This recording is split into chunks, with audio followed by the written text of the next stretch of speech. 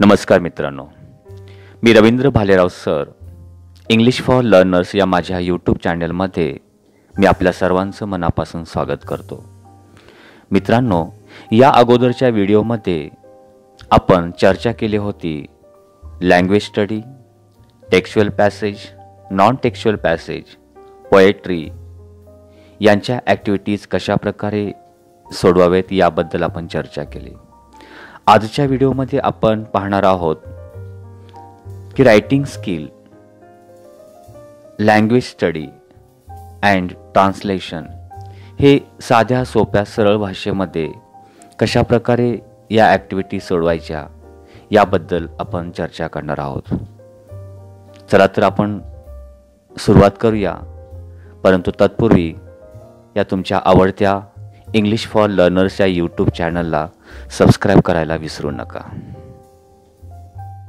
मित्रांनो, चला तर आपण सुरुवात करूया. आजच्या व्हिडिओमध्ये आपण पाहणार आहोत मॉडेल ॲक्टिव्हिटी शीट सेट 3 जी बालभारतीने प्रसारित केलेली आहे. My English course book 3rd language lower लेवलची. यामधील रायटिंग स्किलबद्दल आपण चर्चा करणार आहोत. यामध्ये सेक्शन 5 रायटिंग स्किल्स आहे. त्यामध्ये क्वेश्चन नंबर 5A हा लेटर रायटिंगची ॲक्टिव्हिटीज आहे. ही ॲक्टिव्हिटी 5 गुणांसाठी असते. यामध्ये प्रश्न विचारला जातो, A1 or A2 do any one of the following. अर्थात A1 किंवा A2 यापैकी एक लेटर आपल्याला सोडवायचे असते. सर्वात प्रथम आपण A1 जे इन्फॉर्मल लेटरबद्दल चर्चा करूया. इन्फॉर्मल लेटरचा इथे तुम्हाला फॉर्मॅट दिसतोय. यामध्ये हा ब्लॉक लेटरमध्ये ही ॲक्टिव्हिटी सोडवायची आहे. हे पत्रलेखन लिहायचं आहे. यामध्ये आपण या फॉर्मॅटमध्ये बघू शकता, लेफ्ट साईडला सेंडर्स नेम अँड ॲड्रेस लिहायचा असतो. त्यानंतर डेट, त्यानंतर सॅल्युटेशन म्हणजे संबोधन, त्यानंतर बॉडी ऑफ द लेटर अर्थात पत्राचा मुख्य विषय आणि क्लोजिंग ऑफ लेटर पत्राचा शेवट. मी लेटर रायटिंगबद्दल जी व्हिडिओ बनवलेली आहे त्यामध्ये डिटेल्समध्ये इन्फॉर्मल लेटर आणि फॉर्मल लेटर दिलेलं आहे. त्याची लिंक मी डिस्क्रिप्शन बॉक्समध्ये देतो आहे, ते आपण पाहू शकता. आज फक्त आपण बालभारतीची जी ॲक्टिव्हिटी शीट 3 जी मॉडेल ॲक्टिव्हिटी शीट त्यांनी 3rd पाठवलेली आहे यामधीलच आपण रायटिंग स्किलच्या ॲक्टिव्हिटीजचा विचार करणार आहोत. चला तर मग आपण सुरुवात करूया. Question number 5A letter writing. प्रश्न असा दिलेला आहे, A1 or A2 do any one of the following. Suppose you are Ramesh or Pallavi Chavan. Read the advertisement given below and attempt any one of the letters given below it. एक जाहिरात दिलेली आहे. तुमचं नाव दिलेलं आहे रमेश अथवा पल्लवी चव्हाण आणि ही जी advertisement दिलेली आहे ती आहे tree plantation drive and initiative by Nagar Panchayat Renapur. Let's plant on 15 February 2019 at Government School, College and Hospital. Streets and Nagar Panchayat. Target 500 saplings. Duration 1 day. Time 9 AM to 5. Plant a tree on your birthday and watch it grow with you. Come join us. Write to us for registration voluntarily.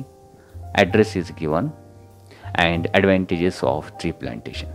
तर ही जाहिरात advertisement जी आहे ती tree प्लांटेशनच्या संदर्भामध्ये आहे आणि यावरती question A1 informal तो अशा प्रकारे विचारलेला आहे, write a letter to your best friend encouraging him to take part in the tree plantation drive. Remind him about his birthday on the same eventful day. Tell him the advantages of the drive. अर्थात तुम्हाला ही जाहिरात वाचल्यानंतर तुम्हाला तुमच्या मित्राला एक प्रोत्साहन द्यायचं आहे या ट्री प्लांटेशनच्या मोहिमेमध्ये सहभागी होण्यासाठी. आज आपण फक्त इन्फॉर्मल लेटरबद्दल विचार करूया, कारण हा व्हिडिओ थोडासा ॲव्हरेज विद्यार्थ्यांसाठी आहे की ज्यांना स्वतःची वाक्यरचना कन्स्ट्रक्शन ऑफ द सेंटेन्स करता येत नाही, त्यांच्यासाठी आहे. त्यामुळे फॉर्मल लेटर जे आहे ते थोडं ऑफिशियल किंवा त्याची जी लँग्वेज आहे ती थोडी डिफरंट असते.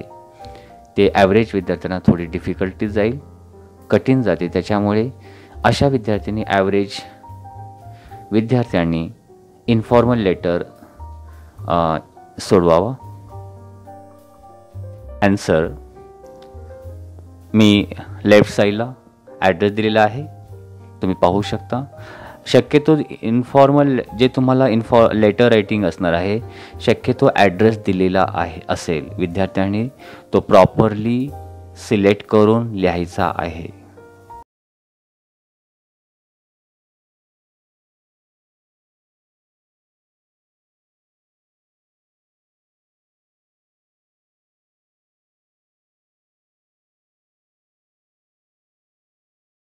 डेट 15 जानेवारी 2019.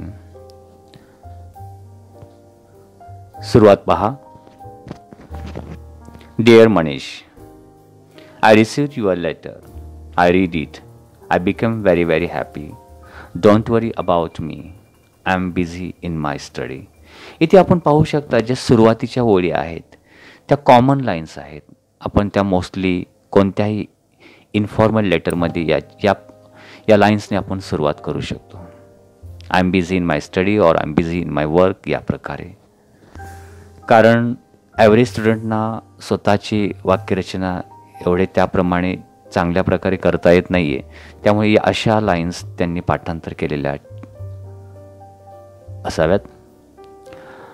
बॉडी ऑफ द लेटर बघा, पहा. त्याची लँग्वेज सोपी लँग्वेज दिलेली आहे की छोटी छोटी वाक्यरचना केलेली आहे. तेच मला या इथे सांगायचं आहे की आपण दिलेल्या पत्राच्या विषयानुसार छोटी छोटी वाक्य बनवू शकतो. ते अशा प्रकारे पहा. Manish, I know very well how nature lover you are. So I have good news for you. That is in my village an initiative by Nagar Panchayat. Initiative म्हणजे पुढाकाराने Renapur tree plantation drive program is organized. It is going to plant on 15 February.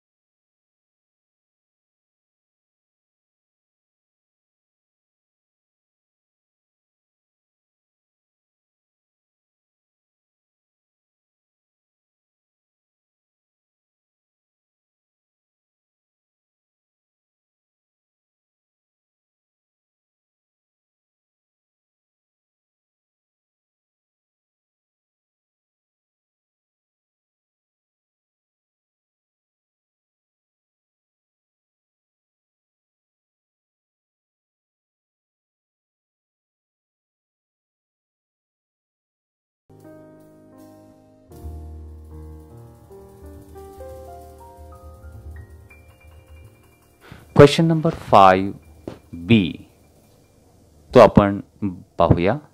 B1 और B2 Do any one of the following. It is for 5 marks. B1 is dialogue writing. Dialogue रायटिंगमध्ये तुम्ही पाहू शकता की तुम्हाला 3 group दिलेले असेल. One for जे पहिला ग्रुप असेल तो 1 गुणांसाठी, दुसरा 1 and third activities he for 3 marks. तर यामध्ये थोडासा आपण विचार करूया. जो फर्स्ट ग्रुप असेल 1, for example prepare a dialogue from the jumbled sentences. मित्रांनो, या ॲक्टिव्हिटीजमध्ये तुम्हाला 4 वाक्ये दिलेली असतील आणि ते जम्बल म्हणजे मिक्स असतील, खालीवरती एकत्रित असतील.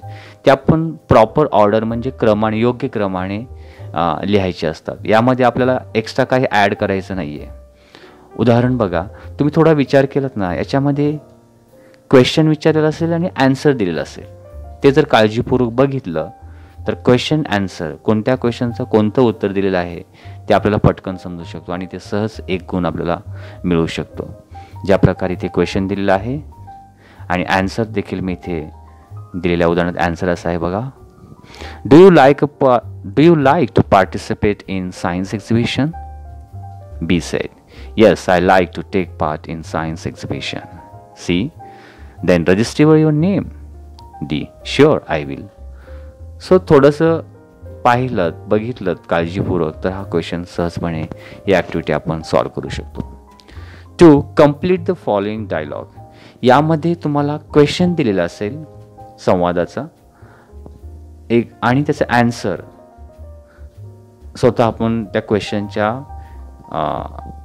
अनुसार ॲन्सर लिहायचं असं. उदाहरणार्थ, which game do you play in school? Simple सेंटेन्समध्ये आन्सर दिलं आहे, I play kabaddi and kho kho in my school. When do you play those games? I play it in a game period.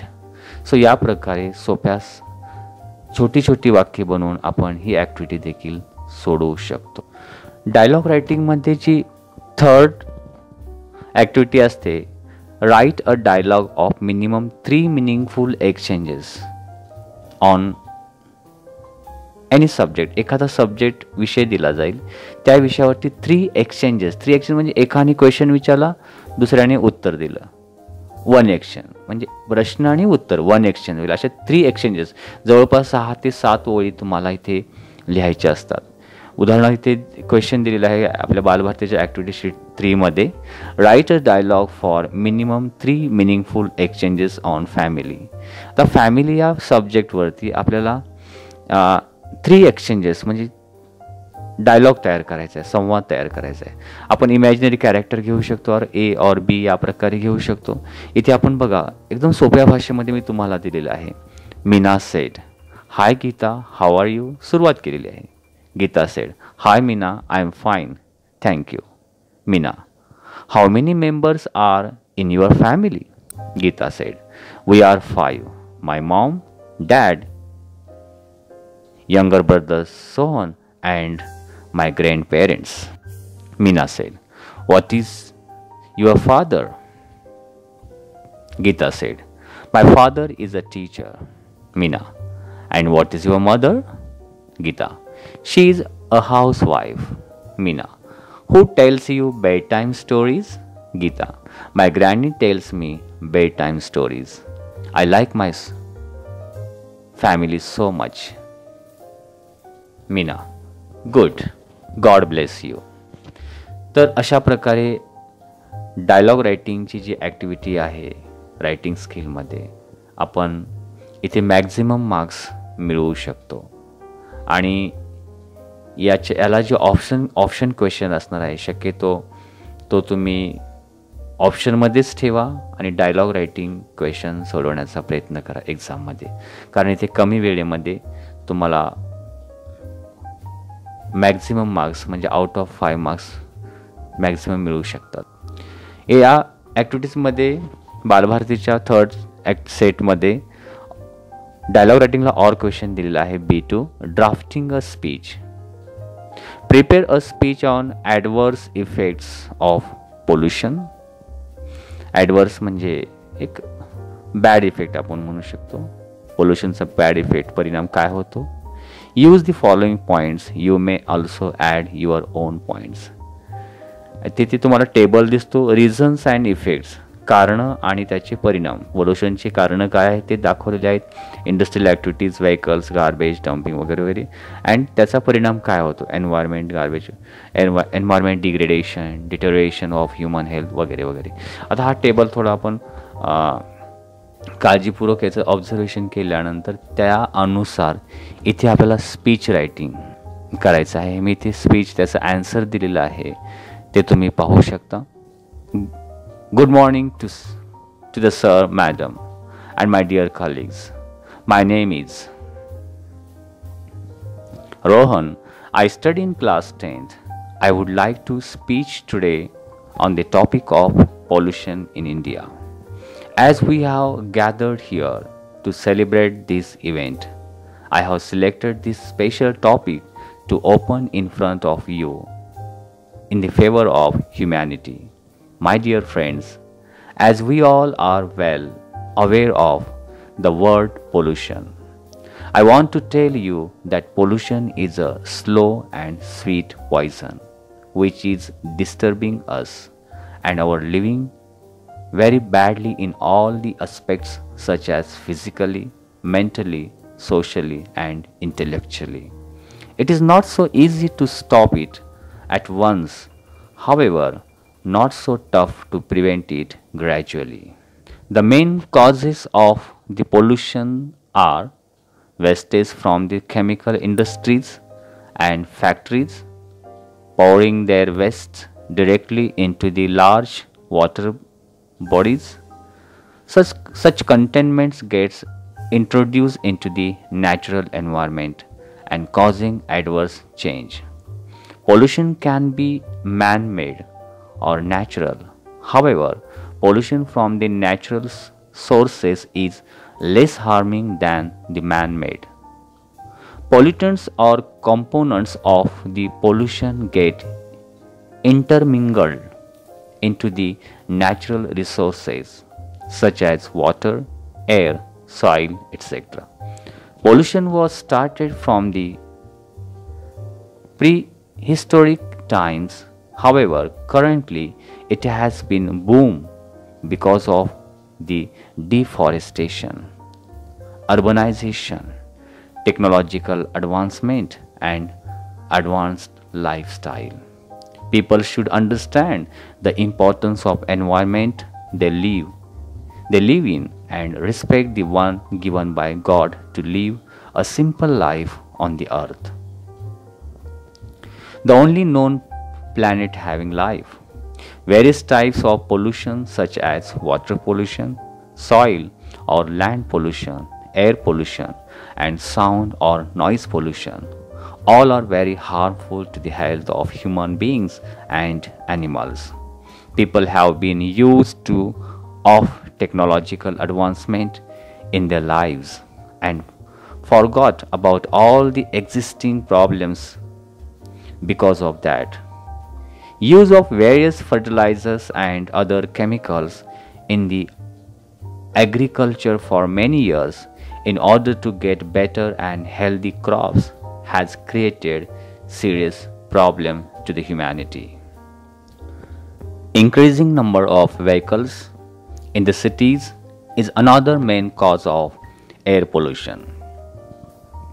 Diesel vehicles are more dangerous than the petrol vehicles as they emit more carbon dioxide and carbon monoxide. Both are very harmful to the health and atmosphere. My dear friends, it is very necessary for the common public to be aware of the bad effects of pollution and run in the direction against pollution to reduce its effects.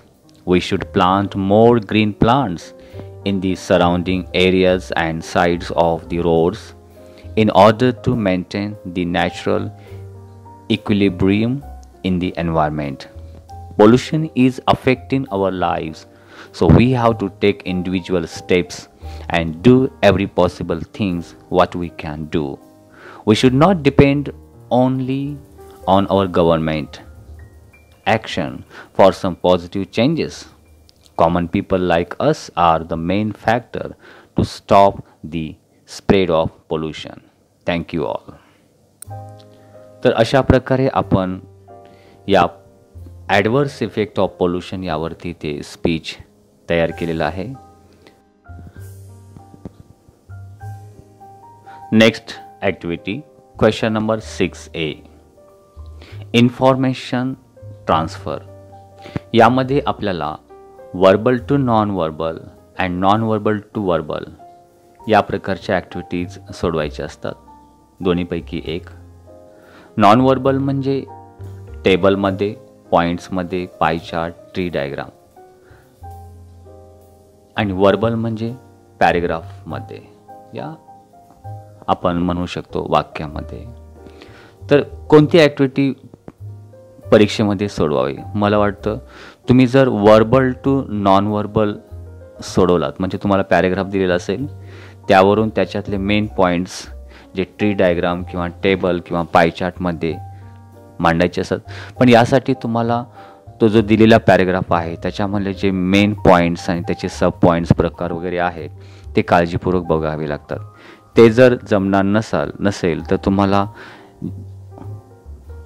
Non verbal to verbal easy जाईल, कारण यामध्ये तुम्हाला वाक्यरचना करायची असते. पण इथे marks एवढे मॅक्झिमम मिळणार नाही आहेत. पण मार्क्स जर आउट ऑफ तुम्हाला मिळवायचे असतील, पाहिजे असतील, तर तुम्ही वर्बल टू नॉन वर्बल ही जी ॲक्टिव्हिटी प्रिफर करावी.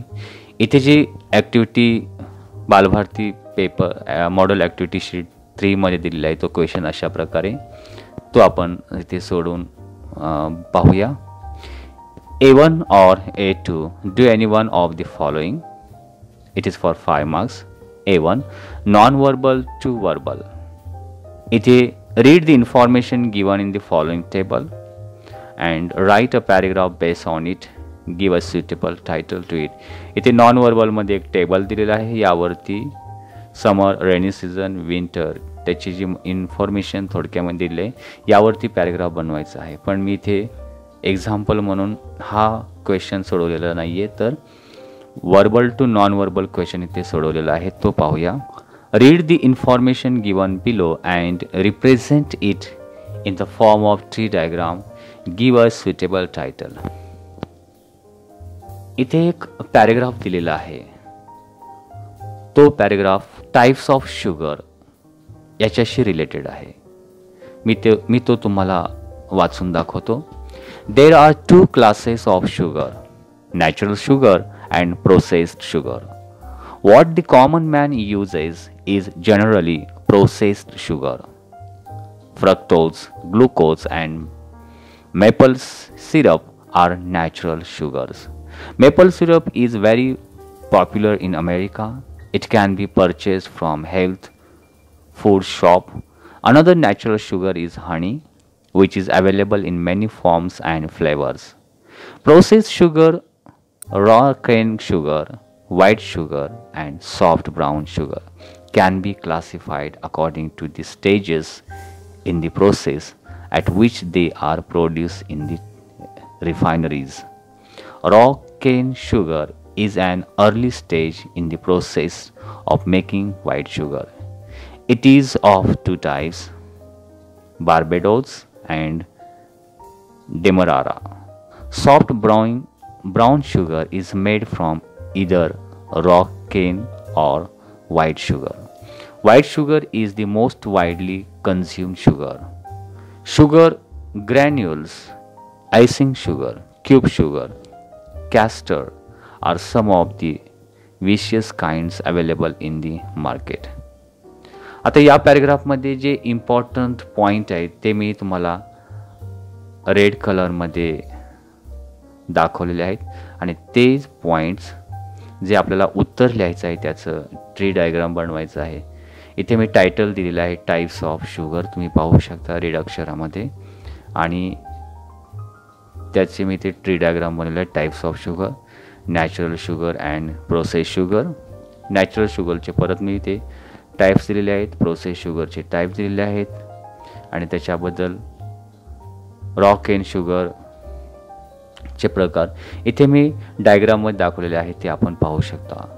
सो या प्रकारे जर आपण tree diagram important point properly diagram काढली, ते मी एवढी व्यवस्थित काढलेली नाही, पण तुम्ही त्या डायग्रामला शब्दांना बॉक्स करू शकता आणि एक आकर्षक डायग्राम काढून आणि मेन पॉईंट्स त्याच्यामध्ये फिलअप करून तर तुम्हाला इथे मॅक्झिमम आउट ऑफ 5 मध्ये जास्तीत जास्त गुण मिळवण्याचे चान्सेस आहेत. रायटिंग स्किलची नेक्स्ट ॲक्टिव्हिटी जी असणार आहे क्वेश्चन नंबर 6B. यामध्ये एक expand the theme 5 marks. B1 or B2, do any one of the following. B1, expand the proverb health is wealth.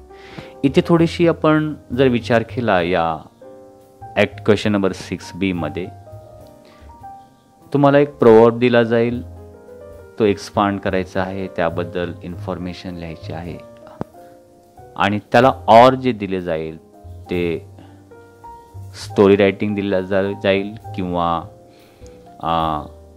Description type दिलं जाईल.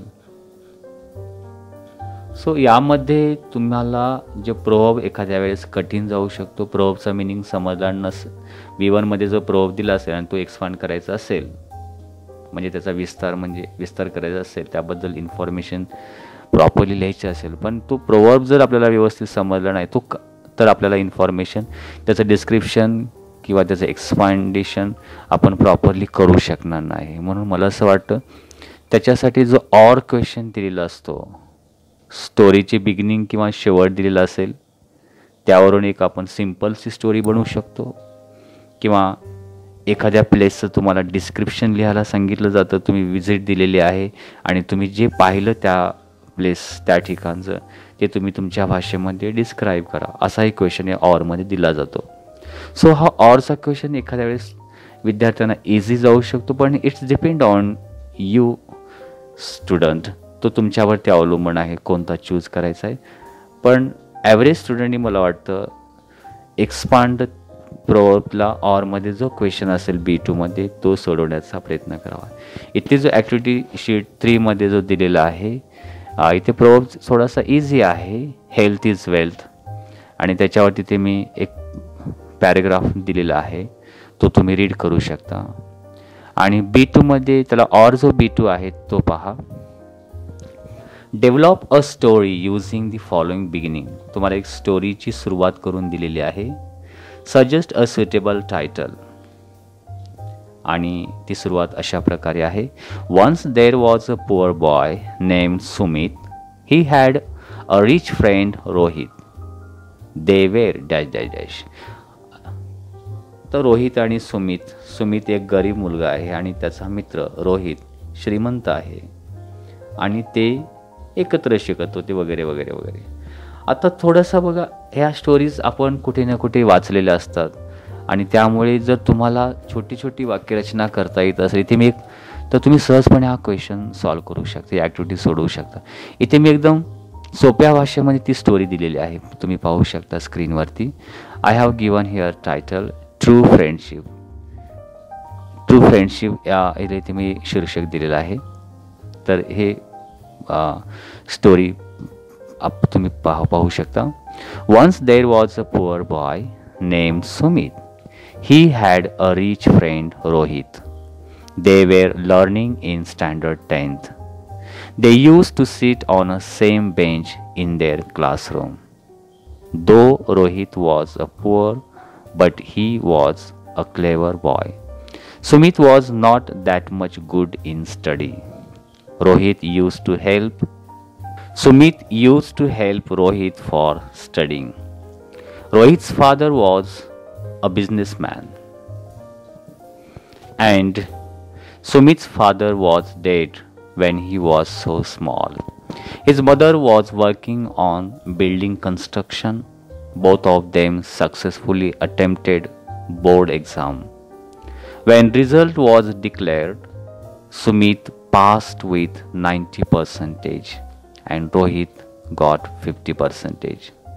Sumit wanted to be a doctor, but he decided to stop his education due to poverty. When Rohit got his friends this sad news, that time he told his father about Sumit's poor condition and about his wish. Rohit requested his father to do something for his friend's education. Then Sumit's father agreed to take responsibility of Sumit's whole education. This is a true friendship. So मित्रांनो, मला इथे हे सांगायचं आहे की तुम्ही छोटी छोटी वाक्य बनवा आणि या ॲक्टिव्हिटीज सोडवण्याचा प्रयत्न करा. 15 ते 20 वाक्य तुम्ही लिहा, म्हणजे 100 ते 150 शब्दामध्ये. Next section is skill development. Section 6. त्या स्किल डेव्हलपमेंटवरती मी एक सेपरेट व्हिडिओ बनवलेले आहे. याच्या प्रत्येक ॲक्टिव्हिटीजवरती सेपरेट व्हिडिओज मी बनवलेले आहेत. त्याची लिंक मी डिस्क्रिप्शन बॉक्समध्ये देतो, म्हणजे तुम्ही डिटेल्समध्ये त्याचे अदर एक्झाम्पल्स तुम्ही पाहू शकता. इथे जे आपण फक्त बालभारतीने प्रसारित केलेली जी मॉडेल ॲक्टिव्हिटी शीट सेट 3 जो आहे, त्याच्या रायटिंग स्किल्स इथे आपण सोडवतो आहोत. Question number 7A, live English. तर लाईव्ह इंग्लिशमध्ये बरेचसे टॉपिक्स आहेत. इथे फॉर्म फिलिंग आहे, लिफलेट आहे, ॲडव्हर्टाइजमेंट बनवणं आहे किंवा बुक रिव्ह्यू आहे. आता इथे जो क्वेश्चन दिलेला दिसतोय तुम्हाला या ॲक्टिव्हिटी स्किल डेव्हलपमेंटमध्ये, write a review on any TV show. एखाद्या TV शोचा रिव्ह्यू इथे लिहायचं आहे. That you like the most. Use the following points in your write up. You may also add your own points. आणि points अशा प्रकारे आहेत: name of the TV show, timings of the show, favourite characters, language used, type of the show, reasons for your fondness of the show. इथे जे points दिले आहेत, प्रत्येक पॉईंटचे 2-2, 3-3 लाईन्स जरी तुम्ही लिहिल्यात किंवा वाक्य लिहिली तरी ह्या बुक रिव्ह्यू होऊ शकतो. ठीक आहे, किंवा बुक रिव्ह्यू नाही, सॉरी, TV शोबद्दलचा रिव्ह्यू आहे तो इथे ॲन्सर आपलं होऊ शकतं. इथे मी एक मॉडेल ॲन्सर दिलेलं आहे, ते तुम्ही पाहू शकता, परंतु तुम्हाला जे वाटतं ते ॲन्सर तुमच्या पद्धतीने तुम्ही लिहू शकता. OMG, ए मेरा India is a show which everybody should watch. Krishna Abhishek is the host, who is on the best comedian of all time. This show makes us proud to be an Indian, especially when watching in group. This show makes us know that our motherland, that is India, has many children of it who is making her proud. The host tells everything in detail. How about the person, which is very good.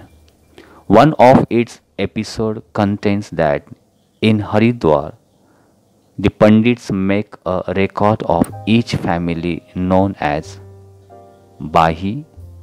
The Bahi contains the information about a particular family, that is who was grandfather, great-grandfather and even his father in the Bahi. There are 200 Pandits in Haridwar who makes Bahi. When I watched it, a word came out from my mouth. OMG, ए मेरा India. Many other programs are India unlocked, but this is the most successful and great. I never became bored even after seeing one episode 5 times. As some people are so inspiring that they can change someone's life. Question number 7B. Translation. It is for 5 marks. यामध्ये ABC अर्थात ए मध्ये तुम्हाला 2 शब्द दिले जातील. त्या शब्दांचं translation तुमच्या बोलीभाषेमध्ये करायचं असते. बी मध्ये 2 इंग्लिशमध्ये सेंटेन्सेस दिलेले असतील, ते तुम्हाला मराठीमध्ये ट्रान्सलेशन करायचे असतात किंवा तुमच्या मदर टंगमध्ये.